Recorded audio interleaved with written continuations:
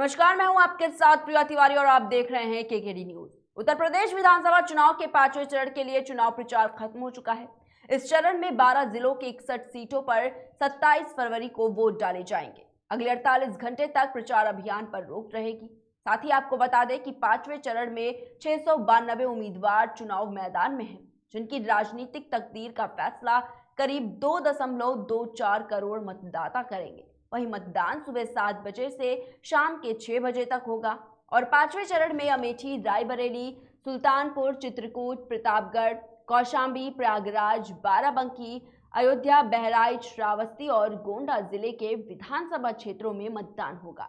साथ ही आपको बता दें कि 5वें चरण में उत्तर प्रदेश के उप मुख्यमंत्री केशव प्रसाद मौर्य अपने गृह जिले कौशांबी के सिराथू विधानसभा क्षेत्र से भाजपा के उम्मीदवार हैं, जिनके मुकाबले समाजवादी पार्टी ने अपना दल की नेता पल्लवी पटेल को मैदान में उतारा है।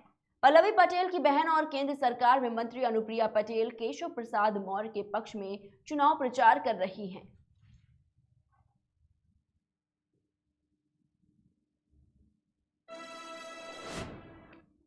वहीं बात अब गाजीपुर जिले की करेंगे। गाजीपुर जिले में चल रहे चुनाव प्रचार के क्रम में इन दिनों लगातार केंद्रीय मंत्रियों का आगमन हो रहा है और इसी क्रम में केंद्रीय मंत्री अश्विनी चौबे का जमानिया विधानसभा में आगमन हुआ और वे कई कार्यक्रमों में शामिल भी हुए।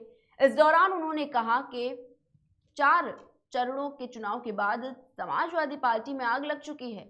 वहीं उनका परिवारवाद और खानदानवाद चलाने का जो सिक्का था वो खत्म हो गया है और इन दिनों प्रदेश में बीजेपी का जन सैलाब चल रहा है। 4 चरणों के चुनाव में 60% हम हैं और 40% में सब हैं। इस दौरान उन्होंने कहा कि जमानिया महाश्री परशुराम की भूमि और जमदग्नि की भूमि है। यहाँ ऋषि और कृषि ही चलने वाले हैं। मैं पूरे विश्वास के साथ कहना चाहता हूँ कि अगली सरकार बीजेपी की ही बनेगी और वह भी पूर्ण बहुमत वाली। बीजेपी को 350 से अधिक सीटें मिलेगी। अब तो विपक्ष के लोग भी मान चुके हैं, वे लोग अब जमानत बचाने के लिए चुनाव लड़ रहे हैं। वहीं उत्तर प्रदेश को उत्तम प्रदेश बनाने का जो हमारा सपना रहा है, हम उसके लिए चुनाव लड़ रहे हैं। मुझे लगता है कि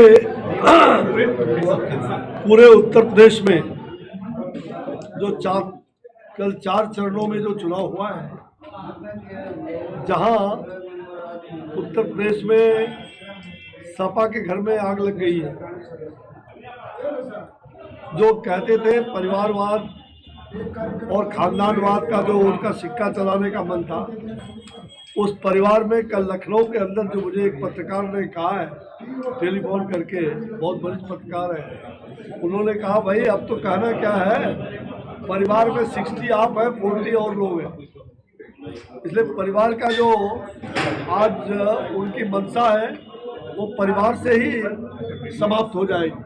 और मुझे लग रहा है कि पूरे उत्तर प्रदेश में जो सैलाब, जन सैलाब उमड़ता हुआ, मैं लगातार कई बलिया में भी कल था, चारों तरफ इस चौथे चरण के चुनाव में हम सबको पछाड़ करके और बड़े उत्साहजनक रूप से हम काफ़ी आगे 60 में हम हैं, 40 में सब लोग हैं।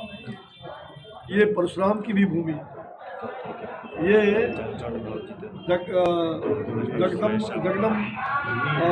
जगदम्बनी ऋषि का भी धरती है। तो यहाँ ऋषि और कृषि यही 2 चलने वाला।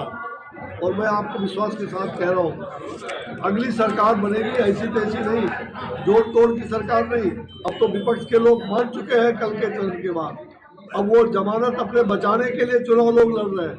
और हम उत्तम प्रदेश बनाने का जो संकल्प उत्तम प्रदेश का रहा है उसको बरकरार रहे, हम उसके लिए लड़ रहे हैं। मंत्री जी 350 अब की बात 350 की बढ़त की ओर हम आगे बढ़ रहे हैं। मुझे लगता है कि वहीं सपा सुप्रीमो अखिलेश यादव की पत्नी डिंपल यादव के द्वारा दिए गए मुख्यमंत्री योगी आदित्यनाथ भगवा कपड़े को लेकर जंग वाले बयान पर अयोध्या के संतों ने कड़ी प्रतिक्रिया दी है। जी हां, संतों ने नाराजगी जताते हुए कहा कि भगवा पर टिप्पणी ऐसे लोग कर रहे हैं जिनके हाथ खून से रंगे हुए हैं। सत्येंद्र दास वेदांती ने कहा कि डिंपल यादव मुख्यमंत्री के कपड़े ही नहीं भारत की अस्मिता पर प्रश्न चिन्ह उठा रही हैं। सपा सुप्रीमो की पत्नी ने संतों के वस्त्र पर नहीं, भारतीय संस्कृति पर कटाक्ष करने का काम किया है। और इतना ही नहीं, सत्येंद्र दास वेदांती ने आगे कहा कि डिंपल यादव सिंदूर नहीं धारण करती हैं और ना ही मंगलसूत्र पहनती हैं। ऐसे लोग भगवा पर कटाक्ष कर रहे हैं, जिसको भारतीय संस्कृति का ज्ञान नहीं है। ये दुर्भाग्यपूर्ण है। भगवा पर कटाक्ष करने वालों को कभी माफ नहीं किया जाएगा। रामादल ट्रस्ट के अध्यक्ष कल्की राम ने कहा कि डिंपल यादव को सनातन धर्म के रीति रिवाज का पता नहीं। सुहागिन स्त्री होने के बावजूद इनकी मांग में सिंदूर और गले में मंगलसूत्र नहीं है। ये सरकार जो मौजूदा सरकार है, डबल इंजन की सरकार है। ये बताइए कि जंग का रंग क्या होता है? जब जंग लग जाता है लोहे में, इंजन की बात हो रही है तो लोहा ही इस्तेमाल होता है इंजन बनने में। जंग का रंग क्या होता है? मुझे लगता है जिस रंग के हमारे मौजूदा मुख्यमंत्री कपड़े पहनते हैं उसी रंग का होता है। तो ऐसे जंग वाले इंजन को हटाने का समय आ गया है और यूपी को वापस पटरी में लाने का समय आ गया है।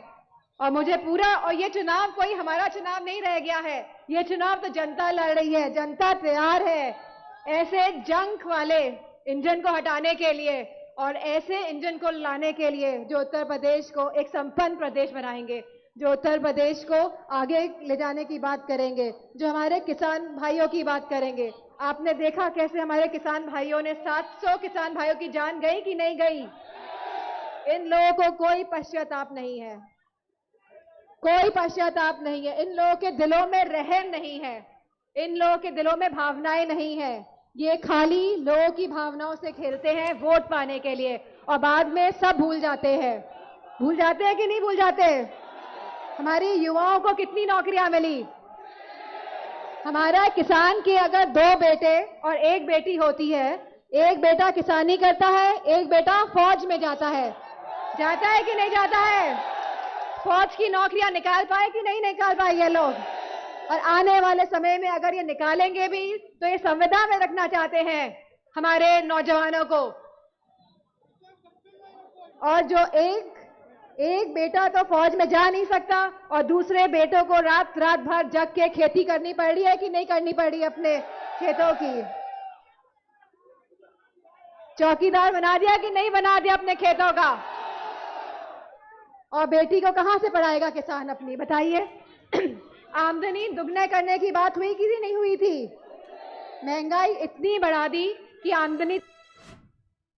फिलहाल के बुलेटिन में इतना ही। देश और दुनिया की तमाम बड़ी खबरों को देखने के लिए देखते रहिए KKD न्यूज़।